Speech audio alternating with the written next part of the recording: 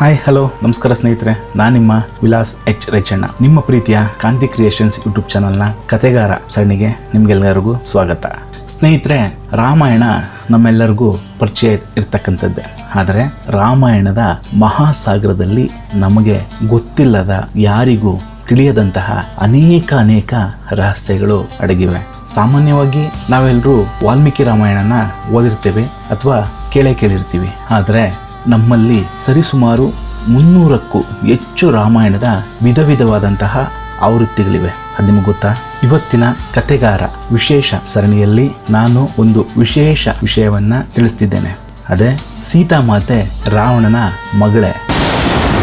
ಈ ಪ್ರಶ್ನೆನ ಕೇಳಿದ ತಕ್ಷಣ ನಮಗೆಲ್ಲ ಒಂಥರ ಶಾಕ್ ಆದಂಗಾಗುತ್ತೆ. ಅದ್ಭುತ ರಾಮಾಯಣದ ಪ್ರಕಾರ, ಹಾಗೆಯೇ ಕೆಲವು ಪುರಾಣಗಳು ಮತ್ತು ಜಾನಪದ ಕಥೆಗಳಲ್ಲಿ ಈ ಬಗ್ಗೆ ತುಂಬಾ ಕುತೂಹಲಕಾರಿ ಮಾಹಿತಿ ಇದೆ. ಈ ವಿಶ್ಲೇಷಣೆಯನ್ನ ಯಾರೂ ಕೂಡ ಮಿಸ್ ಮಾಡ್ಕೋಬೇಡಿ. ಬನ್ನಿ ಈ ರಹಸ್ಯವನ್ನ ಬಿಡಿಸೋಣ. ಸ್ನೇಹಿತರೆ, ರಾಮಾಯಣ ಅಂದ ತಕ್ಷಣ ನಮ್ಗೆ ನೆನಪಾಗೋದು ರಾಮ ಮತ್ತೆ ರಾವಣರ ಯುದ್ಧ. ಸೀತಾಮಾತೆಯನ್ನ ರಾವಣ ಅಪಹರಿಸಿದಾಗ ರಾಮ ಆತನನ್ನ ಸಂಹಾರ ಮಾಡಿದ ಕತೆ ನಮಗೆಲ್ಲ ಗೊತ್ತೇ ಇದೆ. ಆದರೆ ಸೀತೆ ಮತ್ತು ರಾವಣನ ನಡುವೆ ತಂದೆ ಮತ್ತು ಮಗಳ ಸಂಬಂಧ ಇತ್ತೆ. ರಾವಣನ ಸಾವಿಗೆ ಕಾರಣವಾದದ್ದೇ ಅವನ ಮಗಳೇ. ಕೇಳಕ್ಕೆ ವಿಚಿತ್ರ ಅನ್ಸಿದ್ರು ಕೆಲವು ಪುರಾಣಗಳಲ್ಲಿ ಈ ಬಗ್ಗೆ ಬೆಚ್ಚಿ ಬೀಳಿಸುವ ಮಾಹಿತಿ ಇದೆ. ಬನ್ನಿ ನೋಡೋಣ. ಬಹಳ ಹಿಂದೆ ರಾವಣ ತನ್ನ ಒಂದು ದಿಗ್ವಿಜಯದ ಸಮಯದಲ್ಲಿ ಕುಬೇರನ ಮಗನ ಮಗಳಾದ ವೇದವತಿ ಎಂಬಂತಹ ತಪಸ್ವಿನಿಯನ್ನ ನೋಡಿ ಮೋಹಕ್ಕೊಳಗಾಗ್ತಾನೆ. ಆಕೆಗೆ ತೊಂದರೆ ಕೊಟ್ಟಾಗ ವೇದವತಿಯು ಅಗ್ನಿಗೆ ತನ್ನ ಆತ್ಮಾರ್ಪಣೆಯನ್ನ ಮಾಡ್ಕೊಳ್ತಾಳೆ. ಆದ್ರೆ ಹೋಗುವಾಗ ಒಂದು ಶಾಪನ ನೀಡ್ತಾಳೆ. ನನ್ನ ಸಾವಿಗೆ ಕಾರಣ ಆದಂತಹ ನೀನು ನನ್ನ ಮುಂದಿನ ಜನ್ಮದಲ್ಲಿ ಇದೇ ಕಾರಣದಿಂದಲೇ ನನ್ನಿಂದಲೇ ನೀನು ಸರ್ವನಾಶ ಆಗ್ತೀಯ ಅಂತ ಹೇಳಿ ವೇದವತಿ ಅಗ್ನಿಗೆ ಆತ್ಮಾರ್ಪಣೆಯನ್ನ ಮಾಡ್ಕೊಳ್ತಾಳೆ. ಇದೇ ವೇದವತಿ ಮುಂದೆ ಸೀತೆಯಾಗಿ ಜನ್ಮ ತಾಳ್ತಾಳೆ ಅಂತ ಪುರಾಣಗಳಲ್ಲಿ ಹೇಳಲಾಗ್ತದೆ. ಅದ್ಭುತ ರಾಮಾಯಣ ಮತ್ತು ಕೆಲವು ಜೈನ ಪುರಾಣಗಳ ಪ್ರಕಾರ ರಾವಣನ ಪತ್ನಿ ಮಂಡೋದರಿಗೆ ಒಂದು ಹೆಣ್ಮಗು ಜನಿಸುತ್ತೆ. ಆದ್ರೆ ಆ ಮಗು ಜನ್ಮ ತಾಳದ ಕೂಡಲೇ ಲಂಕೆಯ ಪ್ರಖ್ಯಾತ ಜ್ಯೋತಿಷಿಗಳು ಭವಿಷ್ಯ ನುಡಿತಾರೆ. ಈ ಮಗು ಲಂಕೆಯ ವಿನಾಶಕ್ಕೆ ಮತ್ತು ರಾವಣನ ಅಂತ್ಯಕ್ಕೆ ದಾರಿಯಾಗುತ್ತೆ ಅಂತ.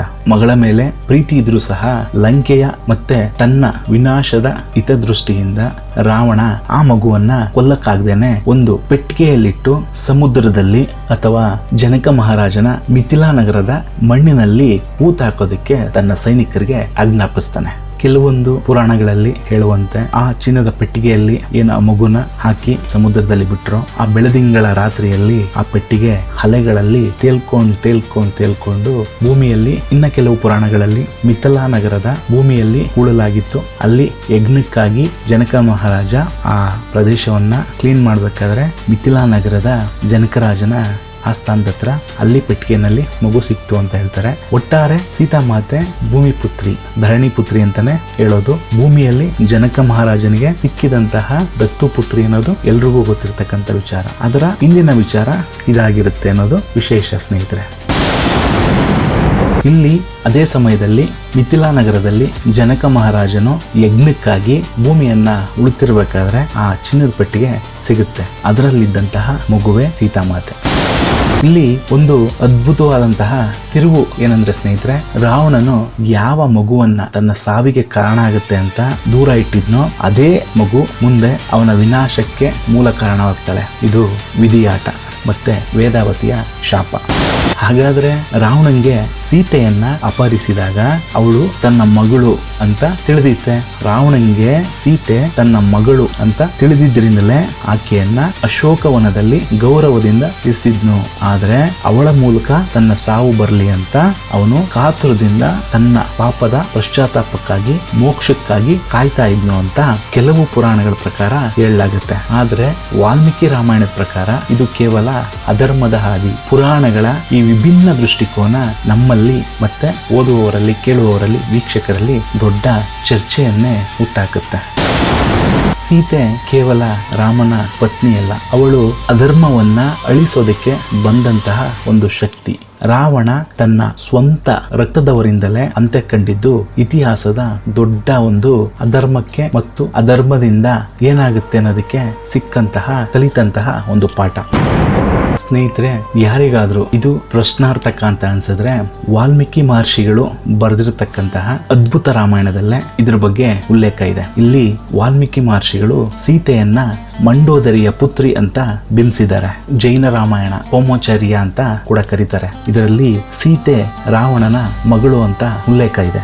ಜಾನಪದ ಹಾಡುಗಳು ಕರ್ನಾಟಕದ ಅನೇಕ ಜನಪದ ತ್ರಿಪದಿಗಳಲ್ಲಿ ರಾವಣನಿಗೆ ಹುಟ್ಟಿದ ಮಗಳು ಸೀತೆ ಎಂಬ ಉಲ್ಲೇಖ ಇದೆ. ಉದಾಹರಣೆಗೆ, ರಾವಣನು ತಿಂದ ಹಣ್ಣಿನಿಂದ ಸೀತೆ ಹುಟ್ಟಿದ್ಲು ಎಂಬ ಜಾನಪದ ಕಥೆಗಳಿದಾವೆ. ಇದನ್ನ ಒಂದು ವಿಭಿನ್ನ ಪೌರಾಣಿಕ ಹಿನ್ನೆಲೆ ಅಂತ ಹೇಳ್ಬೋದು. ಹಾಗಾಗಿ ಕೆಲವೊಂದು ಪುರಾಣಗಳು, ಪುಸ್ತಕಗಳ ಪ್ರಕಾರ ಈ ವಿಷಯನ ರಾಮಾಯಣದಲ್ಲಿ ಸೀತೆ ರಾವಣನ ಮಗಳು, ಇಂದಿನ ಜನ್ಮದಲ್ಲಿ ಆಗಿದ್ದಂತಹ ವೇದಾವತಿಯ ಶಾಪದಿಂದ ಸೀತಾಮಾತೆ ರಾವಣನ ಮಗಳಾಗೆ ಹುಟ್ಟಿ ಆಕೆಯಿಂದನೇ ರಾವಣನ ಅಂತ್ಯ ಆಗುತ್ತೆ, ವಿಧಿಯಾಟ ಎಲ್ಲವನ್ನು ಸಹ ಬದಲಾಯಿಸುತ್ತೆ ಅನ್ನೋದನ್ನ ನಿಮಗೆ ಇವತ್ತು ತಿಳಿಸಿದ್ದೇನೆ.